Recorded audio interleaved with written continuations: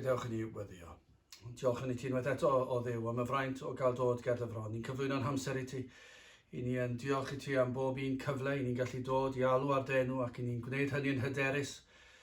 Nid mewn hyder sydd o'r cnawd, ond yn hyderus gan ein bod yn dod ata ti trwy heiddiannau dy fab yn gwaredwr yr arglwydd Iesu Grist. I ni'n cyflwyno'n hamser nawr i ti, cyflwyno'n gwlad i ti, cyflwyno y sefyllfa mae'r holl byd yn ei wynebu. Ac dyna gyfle o Dduw i bobl i ddarchafu eu llygau tuag ata ti, i weld rheidrwydd, pwysigrwydd ceisio dy wyneb di. O Dduw, agor llygau dy neidiau mwyn iddynt weld eu hangen am waredwr. Tywallt ysbryd glân arno'n ted lawr un plith. Diogelan hamser nawr i ni gofyn hyn o trwy enw ac heiddiant yn harglwydd Iesu Grist. Amen. Chydig o gyhoeddiadau cyn i ni ddechrau. Eich atgoffa chi o'n hoedfaon yng Nghapel yr Rhath ar ddydd Sul. Oedfa Brigethu am hanner awr wedi 3 ac yna ar ddechrau'r wythnos y bwriad yw gosod ar y wefan myfyrdodau byr o emynau'r Efengyl, negeseuon sydd yn para tua 10 munud, ac hefyd yr oedfa hon sef Egluro'r Efengyl am 6 o'r gloch ar ddydd Mercher. Nawr, gadewch i ni ddarllen o air Duw o'r epistol yr Hebreaid, penod 11, penod 11 ac yn dechrau'n adnod 23. Trwy ffydd Moses pan anwyd a guddiwyd 3 mis gan ei rieni o achos ei bod yn ei weled yn fachgen tlws ac nid ofnasant o'r chymyn y brenin. Trwy ffydd Moses wedi myned yn fawr a wrthododd ei alw yn fab merch Pharaon, gan ddewis yn hytrach oddef adfyd gyda phobl Dduw na chael mwyniant pechod dros amser. Gan farnu yn fwy golyd ddirmig Crist na thrysorau'r aifft, cynnes edrych yr oedd e fe ar daledigaeth y gobrwy. Trwy ffydd y gadawodd e fe yr aifft, heb ofni llyd y brenin, cynnes e fe a ymwrolodd fel un yn gweled yr anweledig. Trwy ffydd y gwnaeth e fe y pasg a gollyngiad y gwaed, rhag i'r hwn ydoedd yn dinistrio rhai cyntaf yn edig gyffwrdd a hwynt. Trwy ffydd yr eithon trwy'r môr coch, megis ar hyd tir sych, yr hyn pan brofodd yr eithtiaid boddi am neithant. Bydde bendith Duw ar ei air sanctaidd ef. Nawr, gadewch i ni edrych ar y benod nesaf yma o lyfr Jesu'r ail ar sancteiddrwydd, Holiness, 8fed benod, ac heddi ni'n edrych ar gymeriad Moses fel Esiampl. Ac yn edrych ar yr adnodau hynny, i ni newydd i ddarllen o Hebreaid penod 11, adnod 24 i 26 yn benodol. Ac mae Jesu'r ail yn dechrau trwy ddweud, os i ni am weld enghraifft o sancteiddrwydd ar waith mewn dyn, yna astudio bywyd Moses yw un o'r pethau gorau i'w wneud. Yr oedd yn ddyn a oedd yn byw trwy ffydd. Yr enghraifft yma, mae Jesu'r ail eisiau rhoi mewn i ryw gyd-destun i ni pam iddo fe ddewis Moses fel rhan o'r penodau a'r gyfres yma yn y llyfr ar sancteiddrwydd. Ac wrth i osod yn ei gyd-destun, mae e'n dweud i fod e'n berthnasol iawn i ni. Bod yna lawer o wersi gallwn ni ddysgu ohonynt a gweithredu arnynt. Efallai yn dweud yn wahanol i gymeriadau eraill yn y Beibl. Wrth gwrs, mae yna wersi i ddysgu o bob cymeriad sydd yn y Beibl. Ond wrth edrych ar gymeriadau eraill a'i profiadau nhw fel profiadau fel adeiladu arch Noa. Nid yw hwnna yn debygol yn rhywbeth i ni wedi cael ein galw i'w wneud nac i brofi rhywbeth tebyg, neu cael ein galw i adael ein gwlad a thrigo mewn pabell ac aberthu Isaac fel galwyd ar Abram i'w wneud. Ac felly mae y pethau yni falle yn rhywbeth arbennig iddyn nhw, ond mae yna rhywbeth am Moses. Mae yna lawer y mywyd Moses gellir uniaethu ag e, ac felly mae wedi dewis y cymeriad yma. Wel, yn gyntaf, un o'r penodau mae yn ei osod yn y benod yma ar Moses, mae'n dweud y pethau gwerthododd Moses ac y trodd ei gefn arnynt. A sylwch hwn, mae'n dechrau'r darn yma o'r benod drwy dweud i Moses droi gefn ar 3 peth lles ei enaid. A trwy gydol y benod yma, fe fyddwn ni'n gweld hwn, mae'n gosod beth sydd orau i'w enaid cyn unrhyw beth arall. y corff, ei statws ac yn y blaen. Fydd ni'n cyffwrdd yr reina maes o law. Ond falle bod yn werth i ni oedi fan hyn am eiliad i ystyried i fod wedi gweld y peth pwysica mae am i wneud yw i ofalu am ei enaid. Wrth gwrs mae ei nod mewn bywyd yw i ogoneddu Duw a'i fwynhau am byth. Ond o ran fe, lles yr enaid. Mae wedi gweld pa mor werthfawr yw'r enaid. Mae wedi troi ras Duw, wedi cael golwg ar ei enaid ac ar bod yr enaid yn byw tragwyddoldeb. Does dim terfyn, does dim diwedd ar ei enaid. Lle mae yna ddiwedd ar y corff, fe fydd cyfnod yn dod pan na fydd y corff yn byw mwyach. Ond nid ni, fe fyddwn ni, yr enaid yn para hyd byth. Ac felly mae wedi gweld mae gwerthfawr yw hwn. A dyma yw'r broblem, a fyddwn ni'n gweld hyn drwy gydol y benod a'r penodau sydd yn dilyn eto. Dyna falle yw'r broblem. Lle nad yw pobl wedi gweld rhannau pwysig o'r Efengyl, ac dyna pam ni'n gweld y cyflwr yr eglwys fel ag yma hi. Cyflwr yr eglwys fel ag yma hi yw hyn yn gyntaf, yw bod yna lawer o fewn yr eglwys sydd yn proffesu fod yn Gristnogion, ddim yn Gristnogion. Dydyn nhw ddim wedi deall yr Efengyl, dydyn nhw wedi cael profiad yr Efengyl. Maen nhw'n cael rhyw brofiad, ond nid un achibo. Ac mae hwnna'n frawychus, mae'n codi dychryn yn diwedd. Ac yna problem arall yr eglwys yw o'r rhai sydd wir wedi dod i gredu, bod na broblemau felly hefyd, nad yw'r weledigaeth yn glir, nad ydyn ni'n gosod y prif nod mewn bywyd yw ogoneddu Duw a'i fwynhau am byth. A bod ni wedi gadael y pethau hyn i lithro, bod nhw wedi mynd, a ddim yn flaenllaw yn ein bywydau mwyach. Ac oherwydd hynny, mae'r eglwys mewn cyflwr triennus ar y funud. Achos i ni yn ddiolchgar am rai fel Moses, mae yna rai, dwi'n nabod rhai, ond mae rhaid i fi ddweud, a chalon drom, dwi ddim yn nabod llawer, ond dwi mor ddiolchgar am yr rhai. Ac o'na fydde mwy. A dyma beth oedd baich JC Ryle wrth iddo fe ddod a cyhoeddi'r pethau yma ac i bregethu nhw ac i ni cael llyfr fel hon. Dyma yw'r baich yw o'na fydde ni'n dod nôl i'r mannau yma. Dyma le ni am fod. Wel, mae na is-deitlau yn yr rhan yma wrth edrych ar beth oedd y pethau gwrthododd Moses troi ac y trodd ei gefn arnyn. Beth yw'r pethau fe nath droi gefn arnyn? Mae'n dechrau. Fe drodd ei gefn ar safle a mawredd. Hynny yw, gwrthododd ei alw yn fab merch Pharo. Gwrthododd ei alw yn fab merch Pharo. Mae'n anhygoel. Ac mae angen i ni ddeall arwydd o cad hyn oll. Mae eisiau ni i feddwl, heb ddarllen y geiriau a rhithro dros nhw, a peidio meddwl beth mae hwnna'n ei olygu, achos mae'n hawdd iawn yn diwedd. Mae'n hawdd iawn i ni feddwl, yn dod i feddwl yn syth i rywun fel Dr Martin Lloyd Jones. Siwr o fod ar y ffordd yn doedd i fod yn un o'r ddoctoriaid pwysica, enwoca, mwyaf dawnus y wlad. A siwr o fod ar hyd y byd. Ac yn ifanc yn ei arfa, teimlodd ar alwad i'r weinidogaeth. A fe welodd fe ddeallodd e'n do, ond fydde'r llawer i gallu dadleu'n wahanol. Ac felly mae eisiau ni trio addasu, gweld sut ni'n gallu uniaethu, i weld Moses fel dyn. Ddim meddwl amdano, Moses yn ddyn enwog yn y Beibl, oedd yn hawdd iddo fe. Na, dyma beth sy'n rhaid ni weld, beth oedd y pethau. Fe nath droi gefn ar safle a mawredd. A chibodd merch Pharo bywyd Moses. Ac i ni yn gyfarwydd iawn o'r hanes. Pan yr oedd yn fabam. Ac yna fe fabwysiadwyd ef, ac a ddysgwyd ef, fel petai yn fab iddi hi. Fe gafodd e gariad yn do, fe gafodd e ofal, fe gafodd e ysblander, fe gafodd e'r cyfan. Ac felly, dyna'r cyd-destun, mi bydde fe wedi marw, oni bai am hon. Ac iddi hi i'w helpu fe, ac i'w fagu fe, a'i feithi fe, popeth. Mi fyddai wedi bod yn bosib i Moses dyfu i safle o statws pwerus iawn, hyd yn oed yn frenin ar yr iaith o bosib. Wel, dyna chi anhygoel. Yr oedd yn ddyn fel ni, ac eto yn cael y cyfle i fod mewn fath safle. Popeth o fewn cyrraedd iddo fe. Pob un peth o fewn cyrraedd iddo fe.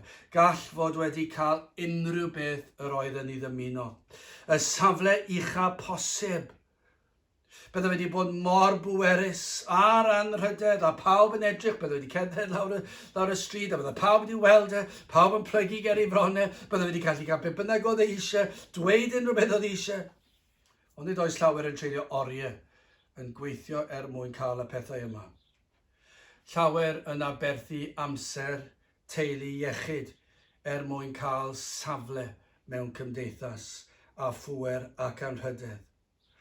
Mae yn druenus, ond yw sawl un sydd falle'n gwneud proffes. Ac eto gyd, i chi'n gweld nhw yn absennol o'r cwrgweddi yn gyson. Ac yna'n gweld nhw'n absennol o'r oedfaon ar y sul. Yna chi'n gweld penderfyniadau maen nhw'n wneud, a'r cwmniaeth maen nhw'n ei cadw, a ffrindiau sydd ganddynt. Ac mae yna pethau sydd ddim yn canu'n bir, ac i chi'n bryderus drostynt, ac eto'n gwneud proffes. Ac yn gweithio'n galed, gweithio oriau, ac falle allech chi dweud, maen nhw'n weithwyr caled. Maen nhw wedi rhoi oriau, ac maen nhw wedi cyrraedd rhyw fan uchel iawn, ac mae statws ganddynt. Cafodd popeth i roed ar blat i Moses. Allech chi bron iawn dadle, doedd ddim rhaid fy weithio amdano fyna, doedd ddim eisiau fe wneud yn byd. Roedd ei fam, oedd wedi cael ei fabwysiadu, merch Pharo. Ac nawr, y potensial oedd o'i flaen a'r holl bethau hyn oedd o'i flaen Ond sylwch chi'n, lles ei enaid, fe drodd ei gefn ar hwnna. Bydde llawer wedi gallu dweud, da ffwl, mae well i ti aros, paid â brifo teimladau, mae yna gyfle fan hyn dy ti, mae yna gyfle dy ti fan hyn, a dyma'r broblem, gyda'r eglwys bydol, maen nhw'n chwilio ac maen nhw'n ei wisgo lan yr esgusodion yn ysbrydol ambell waith, yn defnyddio rhyw dadleuon ysbrydol. Dyma gyfle fi'n cofio yn y coleg, a pobl yn dweud wrthai bod yn iawn i fynd i'r dafarn, ac bod yn wych i fod yn rhan o'r, a dangos i'r bobl bod ni ddim yn wahanol iddyn nhw. A dyna gyfle chi'n cael ei dystiolaethu. Licen i wybod faint o dystiolaeth oedd hwnna yn y dyddiau hynny. Ac edrychwch be mae wedi wneud yr eglwys. Edrychwch beth sydd wedi digwydd. Mae'r fath bydolrwydd yma wedi creu dinistyr yn yr eglwys. Sut allwn ni fod yn dangos iddyn nhw ein bod ni o Grist ac yn bir pan ni'n ymwneud ac yn gwneud y pethau yna, mynd i'r llefydd yna. Ond ni wastad yn gallu lliwio fe, mae yna gyfle geidi os neud i ymuno mewn gyda nhw. Mae yna lawer o gyfleoedd cewch chi pan newch chi ymuno mewn dyn nhw. Ac dwi'n sicr yn hyn o beth. Fe fydd yr arglwydd yn agor fwy o ddrysau ni wrth i ni beidio cyfaddawdi.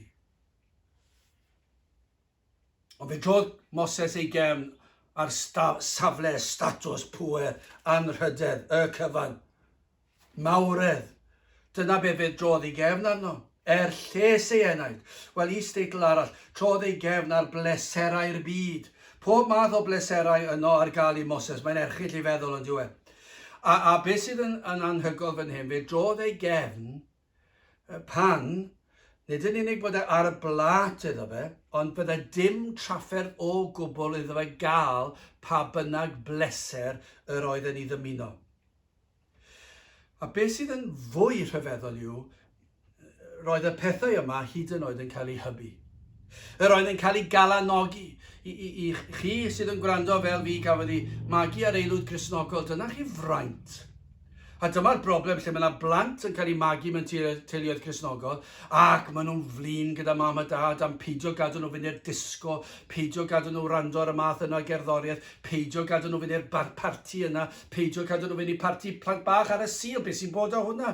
Ac yna hyd yn oes maen nhw ddim yn caniatáu iddyn nhw. Wedyn mae yna rhyw fath o wobr i'r plant ac yn trio wneud i fyny iddyn nhw fel bethau rhyw aberth fawr. Ac ni'n dysgu nhw o'r dyddiau cynnar fod yn aberth i chi peidio fynd i'r parti ar y sil. A mae yna rhyw fath o bwysles o fewn yr eglwys fel beth ni'n cyfiawnhau'r pethau yma trwy'r amser.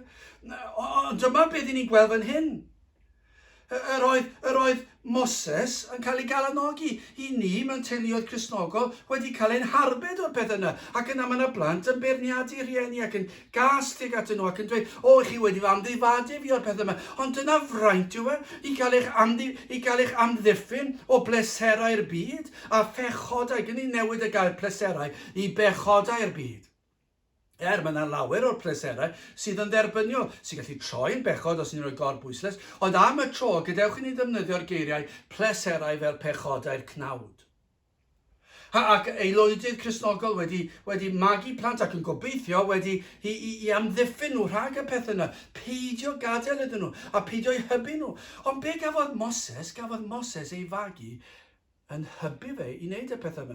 Mae'n atgoffa fi o beth mae cymdeithas fel.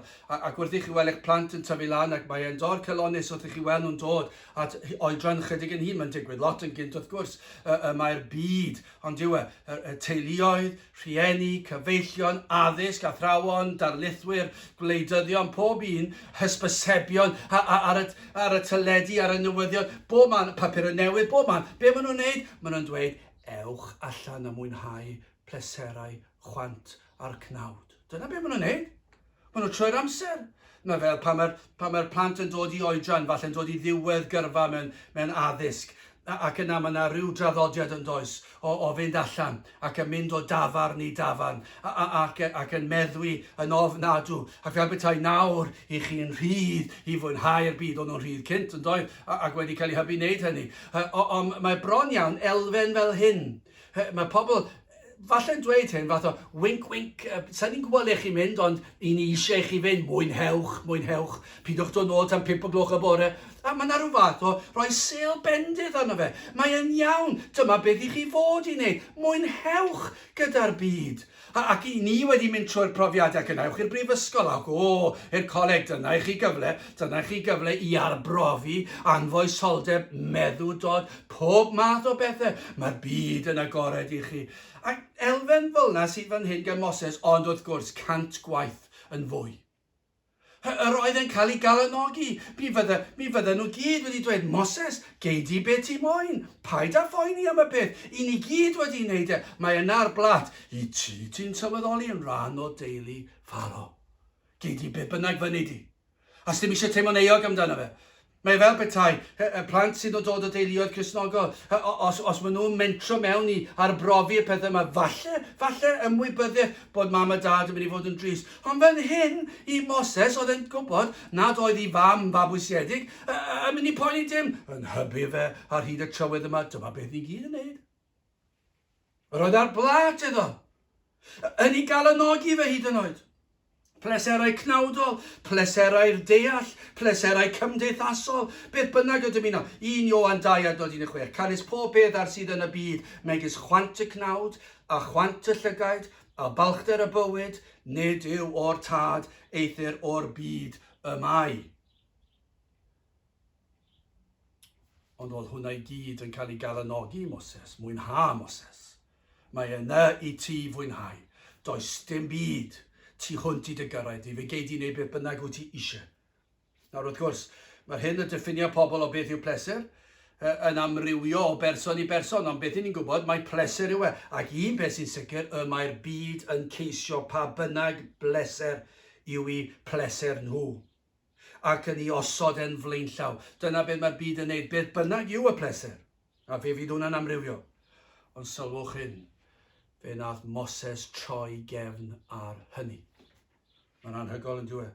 Drodd ei gefn ar safle a mawredd o fewn cymdeithas. Fe drodd ei gefn ar beth mae'r byd yn breuddwydio amdano. Pob math o bleserau heb gydwybod. A chalanogi i'w wneud e ac arbrofi. Ac yna, i steitl olaf yn yr rhan yma. Fe drodd ei gefn ar gyfoeth. Cymaint o gyfoeth yn yr aifft bryd hynny, ond ni'n gwybod o'n llyfrau hanes ni y fath gyfoeth oedd gan yr eithdiaid. Ac fe all Moses fod wedi roedd yn berchen ar y cyfandoedd, roedd yn rhan o'r teulu fwyaf cyfoethog, ond fe all wedi cael hyd o fwy. Dyna chi damtasiwn oedd o'i flaen, y fath bwer sydd gan cyfoeth. Dylanwad anfer sydd gan gariad at arian. Y mae dyn yn deheu yn breuddwydio am gyfoeth. Os nad oes gan ddyn gyfoeth, mae yn breuddwydio amdano. Os oes ganddo gyfoeth, mae yn breuddwydio am fwy. A sut allai gadw beth sydd ganddo a'i gynyddu. A nid yw dyn yn fodlon nag yw, achos ni'n gwybod hyn, pam y creu dyn i ogoneddu Duw a'i fwynhau am byth. Dyna'r unig beth sydd yn mynd i roi gwir foddhad i ddyn yw pam mae'n byw i'r pwrpas o creu Duw. Ac felly ni'n gwybod, yn athrawieithol felly, ni'n gwybod pam nad yw dyn yn fodlon gyda chyfoeth, a bod e eisiau mwy a mwy a mwy a mwy, oherwydd nid dyna sydd yn bodloni'r enaid. Ac felly nid yw dyn byth yn fodlon. Dwi ddim yn bosib i ddyn fod yn fodlon. Mae yna wastad rhywbeth yn ei wthio fe mlaen am fwy. A fe all Moses fod wedi cyfiawnhau ei safle o aros yno yn y palas a dweud ei fod yn gwneud daioni eraill.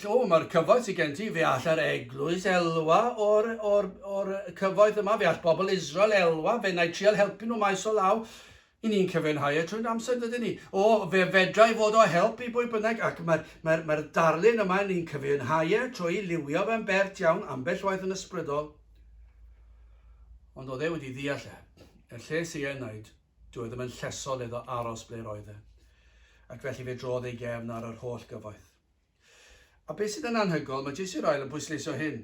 Fe wnaeth Moses hyn oll yn fwriadol. Nid penderfyniad sydyn oedd hon. Fel dyn ifanc llawn cyffro'n gwneud penderfyniad byrbwyll. Ac i chi'n gweld ambell waith, ac mae'n hyfryd pan i chi'n gweld falle rhai ifanc neu rhai newydd wedi gredu ac yn gweld pethau'n glir ac yn troi cefn ac yn sefyll yn gadarn ac yn llawn seil. Mae'n hyfryd. Ond mae e hefyd yn brawychus pan ni'n gweld rhai sydd yn gwneud proffes cyfleus sydyn, a mae yna sel yna dros dro, ac maen nhw'n feirniadol o bawb arall ac yn dweud, dwi'n neud hyn, fi es i lan trwy'r nos yn gweddio, fi es i mas trwy'r wythnos yn tystiolaethu ac yn rhoi tracti allan i bawb, ac maen nhw'n neud i bawb arall teimlo fe beth nhw heb ddechrau. Ac maen nhw rhyw fath o sel yna'n does, a rhyw benderfyniadau maen nhw'n neud. Ac i chi'n gweld, ac ambell chi'n gobeithio, os daw hwn yw'r peth, a bod yn parhau, ond mae yna rhywbeth falle sydd ddim yn canu'n bir eto. Ac maen nhw'n hoffi wneud i bobl eraill teimlo falle dyn nhw ddim wedi dechrau a bod nhw'n dda iawn. Ac yna llawer rhy aml. I ni wedi gweld rhai fel hyn. Yn gwrthgilio neu yn troi cefn yn llwyr, ac falle yn dangos na ddeallan nhw dim byd am yr Efengyl yn y lle cyntaf. Ond nid felly, nid dyna'r ymdeimlad ac yn sicr o hanes i fywyd. Nid dyna beth sydd fan hyn. Nid wneud rhyw benderfyniadau, dwi'n mynd i sefyll gyda fy mhobl rhyw deimlad cenedlaetholdeb mawr ac yn caru bobl a charu'r iaith a ni'n mynd i sefyll dros y pethau yma. Ac wrth gwrs mae pethau yna, mae yna le i ni'n caru'n pobl ac i ni'n caru'n iaith. Ac i ni'n gweld rhyw fath o sel ac ambell rhaid mae hwn yn dod yn ddiw yn diwe. Ac yn hwnna'n beryg yn ein gwlad ni hefyd yn diwe. Bod ni'n gosod ein iaith a'n cenedl ni, goriwch pob dim. Cymaint i ni'n caru nhw. Ond dyma, nid dyna beth sydd fan hyn. Nid gweld rhywbeth gwleidyddol sydd fan hyn. Mae yna rhywbeth dyfnach na hyn. Yr oedd Moses yn 40 mlwydd oed. Yr oedd yn gallu gwneud penderfyniadau mawr, yn ofalus. Yr oedd yn ofalus cyn gweithredu. Yr oedd yn ŵr addysgiedig, yn ŵr call, yn ŵr doeth. Oedd yn gallu edrych ar bob ochr o'r ddadl. Ac yna'n ystyried, yw e'n ddoeth i mi aros yma. Dyna yw y wyllus Duw i mi aros o fewn yr eglwys, y palas. Ond oedd e wedi cael ei arwain gan Dduw yn doedd. Ac yr oedd yn ifydd yr alwedigaeth honno, yr oedd e wedi deall. Ac fe ddewisodd e nid yn fyrbwyll, ond yn fwriadol, yn ymwybodol o'r goblygiadau i gyd. Doedd dim rheidrwydd arno i wneud yr hyn a wnaeth. Ac mae Iesu Rael yn rhoi enghreifftiau chi. Doedd e ddim fel un ar fi'n marw. Ac felly ddim mewn sefyllfa i fwynhau yr pethau hyn mwyach, ac felly roedd yn dweud, wel, cystal i fi i daflu fy hun mewn i fywyd yr Iddewon. Dwi'n mynd i farw yn fuan iawn, felly fe saf gyda nhw. Nid dyna beth oedd e. A mae'n mynd mlaen i ddweud darlun arall. Doedd e ddim fel cardotyn yn troi oddi wrth y pethau yma, gan nad oedd modd iddo'i cael yn y lle cyntaf. Falle cardotyn i ddweud, wel, dydw i ddim yn mynd i dyheu a breuddwydio am y pethau yna, achos dwi'n yn gallu cael nhw. Ac felly mae'n dweud, wel, dyma yw fy sefyllfa mewn bywyd. Nid dyna oedd e. Dim dyna oedd y sefyllfa, oedd wedi gweld yn glir. Roedd y pethau yma'r blat iddo. Roedd yn eiddo iddo'n barod. Nid oedd fel hen ŵr yn gwrthod y pethau yma gan nad oedd egni ar ôl gan ddoi fwynhau pleserau'r byd. O, falle bydd rhywun yn dweud, o ie, falle nawr oedd yn sylweddoli bod e wedi mynd mewn mlaen mewn oedran, a ddim ar awydd na'r dymuniad, na'r egni, na'r nerth i fwynhau'r pleserau yma, felly mae hwnna wedi hen fynd ac felly doedd e ddim yn broblem iddo fe. Na, nid felly oedd e. Gwrthododd Moses rhain oll. Hyd yn oed fyna, mae'n ddigon o ddarlun ac esiampl i ni ddangos i ni ble ddylen ni fod. Roedd e wedi deall beth oedd yn llesol i'w enaid. Wel, is-deitl arall yw hyn dewisodd Moses. Ni wedi gweld beth wrthododd Moses. Nawr beth nath e ddewis. Roedd ei ddewisiadau yr un mor rhyfeddol a'r pethau wrthododd. Yn gyntaf dewisodd ddioddef a threialon. Nid gwrthod yr pethau fel safle a mawredd a pleser a chyfoeth. Nid dim ond gwrthod pethau, ond fe nath e ddewis bywyd o ddioddef a threialon. Dyna oedd ei ddewis e. Roedd e'n gwybod nid yn unig bod e'n mynd i colli mas ar y pethau yma, ond bod e nawr yn mynd i gael bywyd o dreialon a dioddef. Gadawodd cysur a chyfoeth yr aifft a dewiso sefyll gyda pobl ddiw. Yr Iddewon, pobl oedd mewn caeth ddiwed, yn dioddef, yn cael ei curo, yn cael ei chwipio, yn cael ei taro, yn cael ei amddifadio fwyd a dio. Dyna beth o'n nhw yn ei ddioddef. Pobl yn ei cysau nhw. Ac yn ymddangos i bob golwg, doedd dim gobeith am waredigaeth o'r sefyllfa. Doedd dim gobeith pwy oedd yn mynd i ddod i achub yr Iddewon o ddwylo'r aifft. Pwy oedd yn mynd i'w rhyddhau nhw? Doedd neb yn mynd i ddod i'r rhyddhau'r hain. Ac fe ddewisodd yr hyn oll a'i lygaid yn gwbl agored. Deallodd yn llwyr yr hyn yr oedd yn ei wneud. Yn naturiol, ond dwi'n hwn yn wir, y mae dyn yn ymwrthod yn ceisio ffoi o'r fath ymdriniaeth caled. Y mae llwybr o boen yn atgas i ddyn. Dydy dyn ddim yn naturiol eisiau dilyn llwybr o boen. Ac os yn bosib, mae e'n dewis y llwybr hawsa. Petai'n cael dau ddewis, petai'n dweud, wel, dyma dy ddewis, mae rhaid ti fynd ar hyd y llwybr yma, ond o'r llwybr yma, mae yna ddoi posibilrwydd arall. Mae un chydig bach yn anoddach ac mae un yn haws. Ac yn amlaf fyddwn ni gyd yn dewis yr un hawsa. Ond fe ddewisodd Moses yr un anodd. Os yn gorfod wynebu hyn yn anamal, i ni'n llawenhau, ond ydyn ni. Dyma beth sydd yn wir. Os i ni'n gorfod gwynebu amser caled, ond nid ydyn ni'n llawenhau os i ni'n llwyddo mynd trwy'r sefyllfa'r profiad yn amyneddgar. Ac i ni'n gallu dweud, wel, fe es i trwy'r cyfnod gydag amynedd, a dyna lle i ni'n cyrraedd ar y gorau mor aml. Yn fodlon ein byd bod ni wedi mynd trwy'r treialon, heb gwyno gormod ac yn amyneddgar. Ond nid dyna beth sydd fan hyn, yr oedd Moses wedi dewis y llwybr yn llawen, yn gwybod y caledwch oedd o'i flaen. Is-deitl arall, dewisodd Moses sefyll gyda phobl a ddirmygwyd, ond mae hwn yn anodd yn diwedd. O fod gyda phobl mwyaf pwerus, 1 munud, yna i sefyll gyda'r bobl a ddirmygwyd mwyaf y munud arall. Nid yn unig y cydymdeimlodd â nhw, ond fe uniaethodd â nhw, fe safodd â nhw. Ond nid yw hwnna'n anhygoel, ei fod yn fodlon sefyll gyda'i bobl. Faint sydd yn fodlon wneud na yn yr oes yma? Wel, o'r hyn dwi yn ei weld, fel llawer gormod o fewn yr eglwys sydd ddim wedi sefyll gyda bobl dylsyn nhw fod wedi sefyll â nhw. Mae yna weision ar arglwydd wedi cael eu codi bregethu'r gair, ond nad yw pobl wedi sefyll gyda nhw. Maen nhw wedi sefyll gyda pobl eraill, falle sydd yn pregethu, ond sydd yn llawer mwy deniadol i'r byd. Ond yr rhai sydd wedi pregethu'n ffyddlon. Efallai ddim yn fodlon sefyll gyda'r capeli hynny sydd yn ymwahanio'r byd, ddim yn fodlon uniaethu â nhw, achos yn ei cyhyddo nhw o bob math o bethau, ac yn gwrando a be mae pobl eraill yn ei ddweud amdanyn nhw. Dyna beth dwi'n aml yn ffeindio, dwi wedi clywed yna sawl gwaith. Dwi wedi clywed y ceidiadau. Dwi wedi clywed bod chi wedi gwneud hyn a'r llall. Ac eto i gyd, dydy'r pethau yna ddim yn wir. Falle ambell waith bod pobl wedi gwneud pethau yn anghywir. Ond eto i gyd, maen nhw'n chwilio am esgus i beidio sefyll gyda'r rheini. Mae'n druenus ac yn bechod ar yr eglwys. Nad yw'r pobl yn sefyll gyda'r rhai y dylsyn nhw sefyll â nhw. Nid sefyll gyda'r eglwys yn eisiau gwneud, sefyll â phobl dduw yn eisiau gwneud. Nid sefyll gyda capel a bod yn ffyddlon i gapel. Mae yna llawer gormod yn fod yn ffyddlon i gapel, i'r adeilad. Ddim yn fodlon pan mae'r adeilad honno, beth sy'n cael ei ffrygethu oddi fewn i'r adeilad, ddim mwyach ar hyn y dylsyn o bregethu'n ffyddlon. Ond mae'r bobl yn dweud, na, ni'n mynd fod yn ffyddlon i'r achos, i'r adeilad.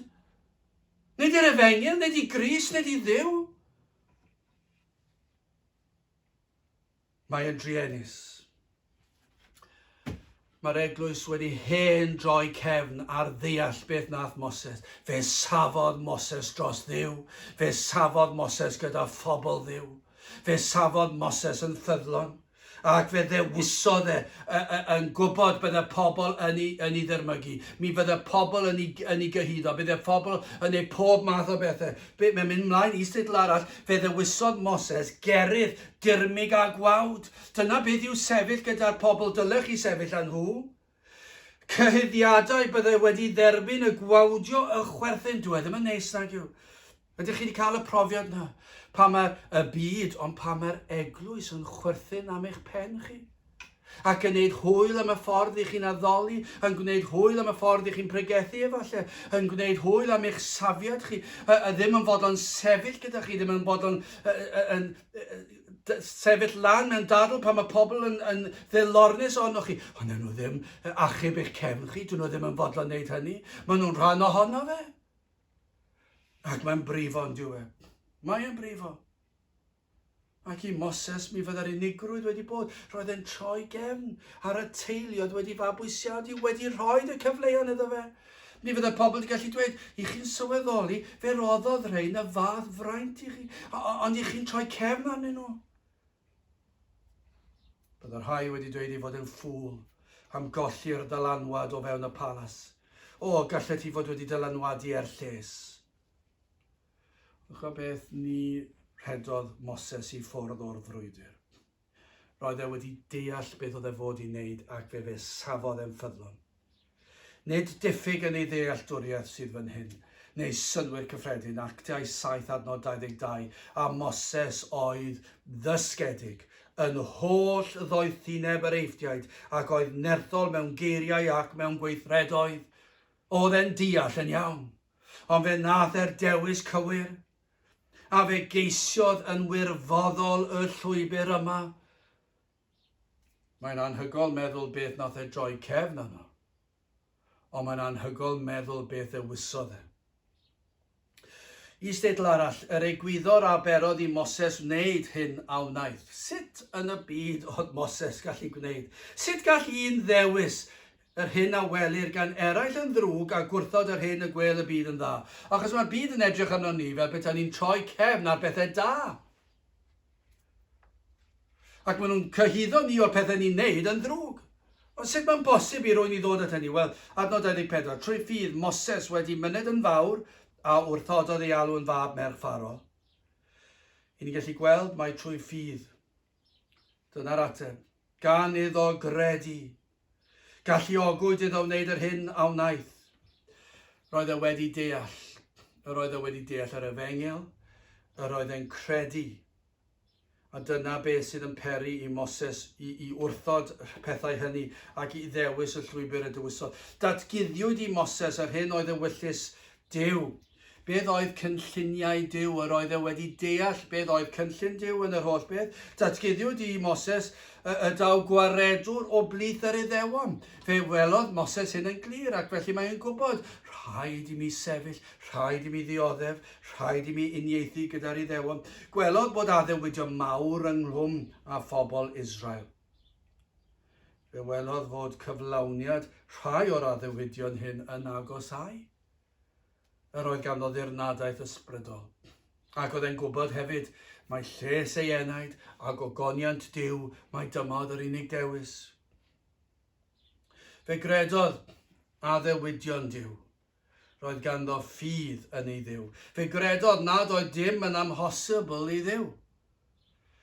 I bob ymddangosiad, amhosib byddai gweld gwaredigaeth. Ond fe gredodd bod pob dim yn bosib i Dduw ac iddo addo bod na addewidion am bobl Dduw am yr dyfodol yr hyn oedd o'i blaenau nhw. Ac felly mae wedi ddeall, mae e'n credu fod y pethau yma'n bosib. Bydde unrhyw frenin o unrhyw wlad gyfagos yn dweud oes dim un ffordd gall unrhyw wlad sydd o dan gaethiwed ar aifft, wlad mor bwerus ac mor gyfoethog, sut gall rhain ffoi o'r fath sefyllfa erchyll. Ac yna i Moses i fod yn rhan o'r palas ac o'r pŵer anferthol yma, mi fydde fe wedi deall yn iawn i hunan nad oedd gobaith, doedd dim posib i'r bobl yma cael ei rhyddhau, ond i bai fod ei Dduw ef yn holl alluog, ac fe gredodd hynny.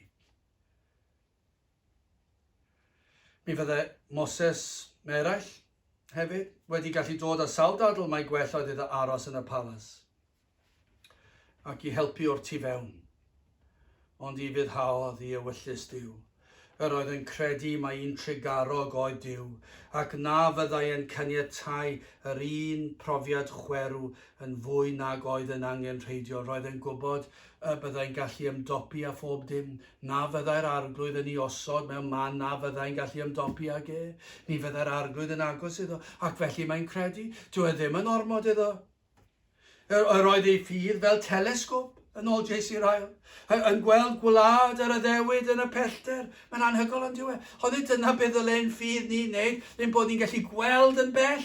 Tu hwnt i'n problem nawr, be bynnag i ni'n ei wynebu, a does neb yn ddilornus o'r treialon i ni'n gwynebu nawr, a hyd yn oed y treialon mwyaf poenus a profedigaethau, mwyaf erchyll, ac falle bod yn hawdd i rai sydd ddim wedi bod trwy treialon tebyg i ddweud ac i ni'n gobeithio nad yw e'n hawdd i ni ddweud, achos i ni'n gwybod ei fod yn anodd, hyd yn oes nad ydyn ni wedi bod yn trwy'r un profedigaethau. Ond beth ni eisiau gallu dweud yw beth mae gair Duw yn dweud. Pan yn y treialon hynny, yw bod yn bosib fel Moses i gael y ffydd i edrych tu hwnt i'r treialon presennol ac i weld cynlluniau a phwrpasau Duw. Dyna beth mae ffydd yn ei wneud. Mae gwir ffydd yn helpu ni weld yn bell yn ysbrydol.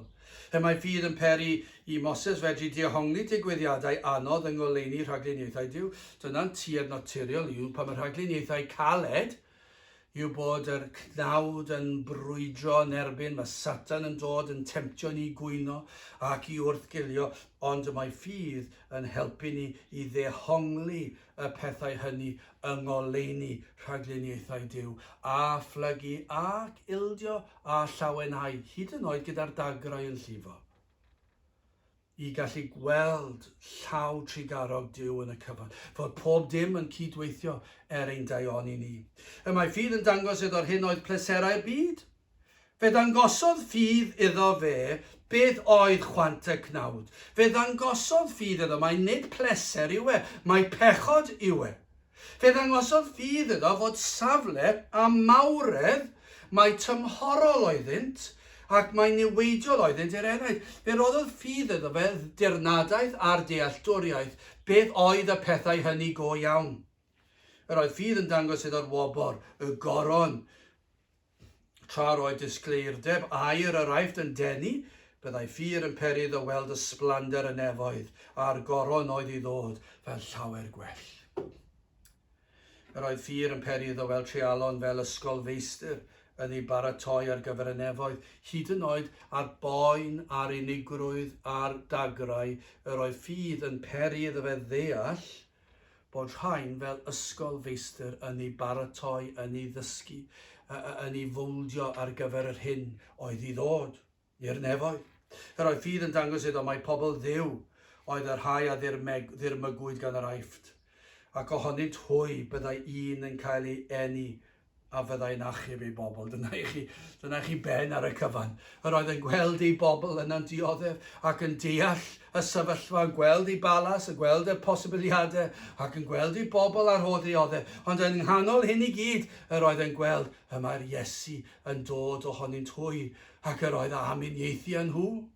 Salm 84 adnod 10, ond ydyw hwn yn wir. Canis gwell yw diwrnod yn dy gynteddau dyn a mil, dewiswn gadw drws yn hif yn hiw o flaen trigo ymhebyll a newioldeb. Ambell waith, dwi wedi clywed rhai yn rhoi tystiolaeth ac wedi gwrando arnyn nhw'n sôn am eu bywyd blaenorol, fel beth nhw'n dyheu amdano, fel beth nhw wedi aberthu rhywbeth i droi cefn ar bleserau'r byd. Ond dwi ddim yn gweld hynny yn yr ysgrythyr. Os ydyn ni'n gweld bod yr hyn i ni wedi troi cefn arno yn aberth ac yn anodd i ni, ac ddim yn gweld y pethau hynny fel pechod, yna dydyn ni ddim wedi dod i'r man lle dylsyn ni fod. Mae ffydd wedi peri i Moses weld fod y pleserau hynny trigo ymhebyll a newioldeb yn bechod. Ond oedd e ddim yn aberth iddo. Dyma oedd i'r hysymol wasanaeth, dyma beth oedd e eisiau wneud. Gwell yw diwrnod yn dy gynteddau di na mil, dewiswn gadw drws yn hif yn niw o flaen trigo ymhebyll a newioldeb. O, mae ffydd yn dangos iddo dioddefaint Crist, ac mae da oedd iddo fe ddioddef dros Crist. Mae braint, mae dyna yw'r pleser. O, os gai sefyll gyda fy ngwaredwr yr arglwydd Iesu Grist. Yr oedd Moses wedi deall yn do, trwy ras. Yn olaf, yr rhan olaf o'r benod yma, mae yna wersi ymarferol, ychydig o wersi ymarferol, ac mae'n cyfeirio at y digred fan hyn. Os ych chi am ddod yn Gristion, be mae'n hybu chi yw dywyswch fel Moses i ddewis Duw cyn y byd. Mae'r rheolwr ifanc cyfoethog yn y Testament Newydd. Be mae rhaid i ni ddeall. Galwyd arno fe i werthu'r cyfan a'i rhoed i'r tlawd. Ond y wers fyna yw, dim dyna beth mae'r arglwydd yn galw ar ei bawb i wneud, nid gwerthu popeth i dynnu. Ond yr wers oedd i fod yn barod i wneud beth bynnag mae Duw yn gofyn ohonom ni. Ac yn sicr i fod yn barod i wneud beth mae Duw yn gofyn i wneud i ymwahanu o'r pethau'r byd. A dyn ni'n barod i wneud hynny, ac yr gobaith yw hyn pa mae'r ysbryd glân ar waith, ac yn dangos i enaid i pechod, ac yn dangos iddynt yr arglwydd Iesu Grist, fod gweld pleserau gwag y byd yn dod yn fwy clir. I chi ni gweld nhw am beth ydyn nhw. Ac nid aberth yw troi cefn. I chi am troi cefn arnyn nhw. Chi ddim yn goffa cael eich perswadio gan y gweinidog nawr. Ti sylweddoli, ti wedi dod yn Gristion ar feddyle, ti dod i'r cwrgweddi, ti wedi gweld ti ers 2 fis. Mae yna rhywbeth mawr o'i lefn yna, does? Neu os oes y gweinidog yn dweud, oedd rhywun yn dweud, wel, chi'n sylweddoli, i chi'n mynd ac yn gwneud pethau, mae'r byd yn ei wneud, dwi ddim yn llesol i'ch enaid, ac mae'r gweinidog yn pledio chi. Mae yna rhywbeth mawr o'i lef yna. Wrth gwrs, mae sancteiddad yn broses trwy gydol bywyd. Ond mae yna rhai pethau. I chi'n gweld pan mae rhywun yn dod yn Gristion, mae am droi cefn ar y byd. Mae yna wyrth yn digwydd. Dyma beth yw achubiaeth. Mae yna wyrth yn digwydd. Ac felly, i ni fod i ddewis beth dywisodd Moses. Dewis Duw yn gyntaf. Yn barod i gario'r groes. Heddiw, fel pryd hynny, edrychir yn ddirmygus ar y diwiol. Y pobl yn chwerthin am ein pennau ni yn does na. Mae'r byd yn teimlo'n sori dros ni, teimlo'n flin dros ni, cael piti dros ni, bod ni ddim yn gallu gwneud rhai pethau. Mae'r eglwys sydd yn oed felly, dydyn nhw. Mae'r eglwysi di-ri yn edrych arno ni ac yn meddwl, gyda dirmig, drychwch arnyn nhw. Maen nhw mor gul. Fe fydd yn dod â gwawd. Ond os ydych chi am ddod yn wir Gristion, mae rhaid i chi fod yn fodlon dewis y llwybr hynny. Fe fyddwch chi eisiau os ydy'r ysbryd glân ar waith yno chi. Ni ellir gwasanaethu dau ddiw, Duw a Mammon. Fe fydd na gost, ond chi'n gwybod beth, dyw e ddim yn aberth. Dyw e ddim yn anodd i chi, mae'r bendithion gymaint fwy, dewch at Grist, dewch edifar hewch o'ch pechod, ac ymddiriedwch yn yr arglwydd Iesu Grist. Ac yna, bydd na galedwch, bydd unigrwydd, fydd na bobl yn chwerthin am eich pen, fydd pobl yn eich cam ddiffiniad, cam ddehongli, cam ddyfynu, fydd pob math o bethau. Ond dyna chi fraint, dyna chi fendith, i gael rhodio'r llwybr, rhodio'r Crist. Dyna beth oedd Moses wedi ddeall. Gwers arall gan J.C. Ryle. Dim ond ffydd sy'n yn gallu peri i chi ddewis Duw cyn y byd. Dim ond gwir ffydd. Mae'n cyfeirio at hyn. Os oes yna broffes ar sail gwybodaeth pen, neu rhyw deimladau crefyddol, falle mynychu rhyw gwrddau, ac falle teimlo rhywbeth, a falle dylanwad teulu, falle bod ni eisiau plesio teulu. Os mae dyna yw'r sail, ni fydd yn peri yr awydd i ddilyn yr un llwybr â Moses yn y pen draw. Fydd y math yno beth ddim yn peri ni eisiau ymwahanu o'r byd a gosod Iesu Grist yn gyntaf. Mae'r pethau hynny'n cynhyrchu rhywbeth, yn sicr. Mae proffes ffals, proffes wag, proffes ar sail gwybodaeth pen, neu ar rhyw bwysau, neu rhyw emosiwn mewn rhyw oedfa, neu beth bynnag yw e. Mae'r rheini wastad yn cynhyrchu rhywbeth am rywfaint o gyfnod. Ond beth yw'r rhybydd yw hyn, ni fydd yn para. Yn sicr hyd tragweddodau. Ond yn aml iawn beth ni'n gweld yw, cyn belled na ddaw treialon, nad oes angen sefyll, a y sefyll yna'n arwain at golli allan. Yna maen nhw'n para falle, ond yna pa mae galw i sefyll. A pa mae'r ginog yn syrthio i'w le. Falle yn y capel, pa mae'r Efengyl yn cael ei ffrigethu, a falle dyn nhw'n wedi deall beth sy'n cael ei ffrigethu, ac maen nhw'n dilyn llwybr bydol iawn. Ond yna ryw ddwrnod, falle 10 mlynedd, 20 mlynedd, ond mae'r neges yn dod yn glir, y disgwyliadau. Ac yna mae'na wylltio, na troi cefn. Yn aml iawn beth ni'n gweld yn yr cyd-destun yma yw, mae pobl yn gadael y capel yna i fynd i gapel ysgafnach. Ond i rai, pan maen nhw'n sylweddoli mae proffes wahanol i'r hyn sy'n cael ei bregethu yw e, maen nhw'n mynd i'r byd. A mae'r gwrthgilio falle'n peri hynny ta beth, falle bod nhw wedi stopio dod ers tipyn. Ond dyna beth ni'n gweld. Pan mae'r ginog yn syrthio i'w le, pan ni'n gweld bod galw arnoch chi i sefyll, ac i sefyll yn bir ac yn sanctaidd, mae un o'r ddoi beth, un o'r gwrthgiliad llwyr i'r byd, neu aros yn y capel yna ddim yn rhan ohoni ac yn dod o dro i dro, neu yn gadael i fynd i ryw gapel ysgafnach. Dyna beth ni'n gweld llawer rhy aml. Oes ganddoch chi ffydd fel Moses. Filipiaid 1:21, math yma beth, cynnes byw i mi yw Crist a marw sydd elw. Filipiaid 4:23, yr wyf yn gallu pob peth trwy Grist, yr hwn sydd yn fy nerthu fi. Oes na rai yn meddwl mae hwnna'n rhy anodd? Mae e'n anodd. Dyna holl bwrpas beth yw'r neges ni'n dweud fan hyn. Mae e'n anodd. Mae e'n lwybr unig. Ond y neges gan Dduw, gan gair Duw, yr wyf yn gallu pob peth trwy Grist, yr hwn sydd yn fy nerthu i. Mae e'n bosib. Mae'r math yma o ffydd sydd yn peri fawrion yr ysgrythyr ac mawrion yr eglwys dros y canrifoedd i sefyll fel y gwneithant. Pan ni'n darllen am bobl yn hanes yr eglwys a hanes yr ysgrythyr ac yn darllen dan nhw, mae yna duedd yn does i feddwl roedden nhw'n enwog a roedden nhw'n arbennig a roedden nhw'n gallu, ond nid rwy'n fel fi. Beth ni'n anghofio, rwy'n fel fi oedden nhw. Roedden nhw'n bobl fel chi a fi. Ond beth sydd yn wir amdanyn nhw, sydd yn rhy mor wir amdano ni, yr wyf yn gallu pob peth trwy Grist, yr hwn sydd yn fy nerthu. Rheswm arall, dylsen ni fod fel hyn, y rheswm cymaint yn fydol ac yn aniwiol, yw nad oes ffydd ganddynt. Os oes ffydd ganddyn ni, yna fe fyddwn ni fel Moses. Ond y rheswm bod gymaint ddim, dyma chi wers bwysig, y rheswm yn ôl J.C. Ryle fod gymaint o bobl ddim fel hyn, yw nad oes ffydd ganddynt. Dyna sut oedd e'n disgrifio'r eglwys yn ei ddiddau, petai yn fyw heddi, be fydd e'n dweud? Yr un peth ac yn torri galon fwy. Dywed J.C. Ryle yn yr rhan yma'r benod fod yna ferddiannau o broffeswyr Cristnogaeth Beth yn ystyried y math yma o lwybr yr hodia Moses. Rhoddant pethau'r byd cyn pethau Duw.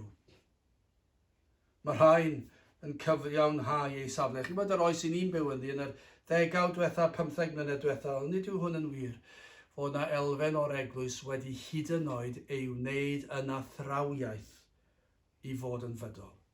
Maen nhw hyd yn oed wedi dyfeisio athrawiaeth anysgrythurol i gyfiawnhau ei fod yn iawn i fynychu mannau'r byd, i gyfiawnhau peidio cadw'r sabath. Nad oes rhaid i'r Cristion cadw'r sabath wedi ymwahanio'r byd. Maen nhw'n cyfiawnhau y llwybr yma. I ddweud y gwir, yn cyfiawnhau popeth yr oedd Moses yn sefyll amdano fe, a maen nhw'n cyfiawnhau y gwrthodiad o beth oedd Moses yn sefyll amdano. A maen nhw wedi gwneud athrawiaeth o'r beth. Cyn hyn, falle doedd ddim gymaint o athrawes swyddogol, ond roedd yn digwydd fel dros y canrifoedd. Yr oedd yn digwydd. Ac roedd pobl yn cyfiawnhau mewn ffyrdd gwahanol. Ond nawr, i ni'n gweld yr eglwys yn gwneud athrawiaeth, dysgeidiaeth o'r peth. Ond nid oes rhai yn dweud bod nhw'n rhy brysur i fod fel Moses. Pwysau gwaith. Dwi'n rhy brysur i ddod i'r cwrgweddi. Dwi'n rhy brysur i gadw'r sabath. Dwi'n rhy brysur i ddod i 2 oed far y sul yn sicr. Dwi'n rhy brysur i goffo meddwl a gweithio'r pethau mewn mas. Mae pwysau mawr arna i. Mae pwysau gan y teulu. Mae eisiau rhoi amser i'r teulu ond oes. Mae eisiau gwneud yn siŵr fod y teulu'n cael yr holl brofiadau mae'r byd yn ei gael. Mae rhaid i'r plant yn oes. Mae rhaid i'r plant cael gwersi pêl-droed, a gwersi pêl-rwyd, a gwersi nofio, gwersi criced, a gwersi hoci. Gwna mae rhaid nhw'n cael gwersi offerynnau, rhaid nhw'n cael gwersi ychwanegol i wneud yn siŵr bod nhw'n well neu cymdogion nhw'n cael serenog, ac yna i cael y graddau gwell i fynd i'r brifysgol orau mwyn cael y swyddi gorau. Wel, os o'r gallu da chi, mae eisiau chi wythio, mae rhaid i chi, a mae yna gyfiawnhau dros y peth. Ond maen nhw wedi esgeuluso'r cwrddau gweddi a'r sul, maen nhw wedi esgeuluso cwrddau pobl ifanc, y dewisiadau yma. Mae Iesu'r Ail yn dweud bod yn lot haws a chyflymach egluro'r hyn a dint. Mae'n dweud, mae'n lot yn haws yn lle trio cyfiawnhau ac yn ar blaen. Beth mae Iesu'r Ail yn dweud? Mae'n edrych ar y garfan honno o'r eglwys sydd yn proffesu. Ac mae'n dweud, nid oes ganddynt ffydd. Dyn nhw ddim wedi deall. Nid ydynt wir yn credu gair Duw. Gallan nhw ddim. Credant bod llwybr haws. Maen nhw'n credu bod y safle i ni'n ei pregethu yn anghywir ac bod eisiau dehongli'r ysgrythur yn wahanol, yn fwy modern. A dyna be maen nhw'n dweud. Ond dyn nhw ddim yn credu bod be mae Duw yn dweud yn ei air yn gywir. Dyn nhw'n credu air e. A beth mae'r Ail yn dweud, bydd y fath rai yn wynebu fwy o gondemniad Duw yn rhagwyddoldeb. Proffes nad yw yn dwyn ffrwyth. Fydd yn cael ei condemnio'n fwy na'r byd sydd ddim yn proffesu. Mae'n frawychus. Byddwch ofalus bod eich proffes yn llwyr ddibynnol ar Iesu Grist, ar ei fywyd, ar ei farwolaeth, ar ei atgyfodad, a'ch bod chi wedi gweld eich pechod, wedi farhau o'ch pechod, a'ch bod chi wedi derbyn yr rhodd o ffydd gan Dduw. Cyngor olaf sydd gan Rael, cyfrinach gwneud pethau mawr dros yr arglwydd yw ffydd mawr. Y rheswm bod mawrion yr eglwys wedi cyflawni pethau mawr a grasusau mawr yn ei bywydau yw oherwydd bod ganddynt ffydd. A hynny o Dduw sydd yn rôl. Gweddi, mae Rael yn dweud, yw ffydd yn siarad gyda Duw. Mae bod yn weithgar ac yn ddiwyd ym mhethau Duw yw ffydd ar waith. Dywioldeb a sancteiddhad mewn bywyd yw ffydd yn weledol. Ffydd yw'r cyfan. Ein gweddi ddylai fod o Dduw cynnyddaf y ffydd. Dyma'r ffordd orau i ogoneddu Duw a'i fwynhau am byth. Dyma beth ddylen ni fod. Dyma beth ddylen gweddi ni fod o Dduw graslon. Os ydw i wedi gwneud a dweud a dewis llwybrau anghywir. Os ydw i wedi bod yn fethiedig mewn ambell i faes, mewn llawer i faes. Dangos i mi. Dyna beth i ni am fod, bod ni'n gofyn iddo fe. O Dduw graslon trigar hawrddif. Helpa fi i fod yr hyn dylsyn i fod. Helpa fi fod fel yr arglwydd Iesu Grist ei hun. Gad i mi fod yn debycach i Moses hefyd. Dyna i chi esiampl. Trwy ffydd, Moses wedi myned yn fawr a wrthododd ei alw yn fab merch Pharo, gan ddewis yn hytrach oddef adfyd gyda phobl Dduw na chael mwyniant pechod dros amser, gan farnu yn fwy golyd ddirmig Crist na thrysorau'r aifft, gan edrych yr oedd e fe ar daledigaeth y gobrwyd. Gadewch i ni weddio. A nawr bydde di ras ein harglwydd Iesu Grist a chariad Duw a chymdeithas yr Ysbryd Glân fod gyda chwi o hyd byth. Amen.